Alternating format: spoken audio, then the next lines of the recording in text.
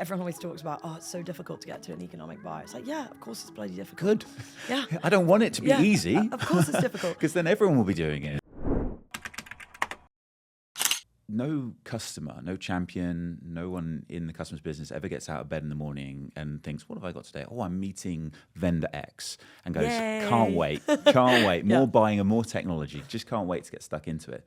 And so what they're looking for is the most efficient engagement. They want it to be as efficient as possible. They don't want to have to spend 10 meetings if it can be done in 5, but they also have to make sure it's diligent, right? Yeah. They want to make sure they're not buying the wrong solution. The more complex it gets, the more transformative it is, the more businesses literally go offline and fail if they get these things wrong. So it's massively important. There's a fair argument to say you're setting yourself up as the vendor for success, but the reason why you're doing that is because you're setting the customer up for success to have the best engagement they can from you. Exactly, but that's the art of the sales process in MEDDIC, right? Yeah. It's like, the worst thing is like, when everyone always talks about, oh, it's so difficult to get to an economic buyer. It's like, yeah, of course it's bloody difficult. Good.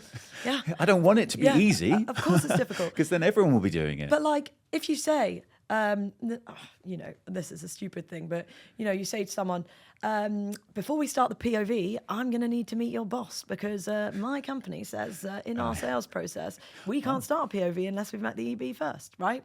Awful. But the positioning the sales process and elements of you're not positioning MEDDIC, right? I'm not saying that, but it's at least it's like the compass for how you might react in the next bit of your deal. For sure.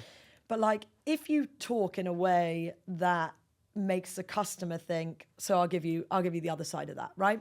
You say, Andy, we've been working together now for 2 weeks. I'm really, not 2 weeks probably, 2 months, 6 months, whatever it is. I'm really excited. I feel like we've got like a really clear understanding of the problems that you want to solve and how we're going to go and solve them.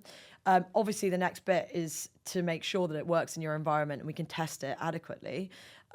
Is there anyone else that needs to be involved to make this decision? Because where I've done this with large customers before, we've been caught out at the end because we've missed a certain thing that's really important to a CIO, for example. Do you think it would be valuable for us to just, meet him for 15 minutes next week and see that we've captured everything that he'd be interested in?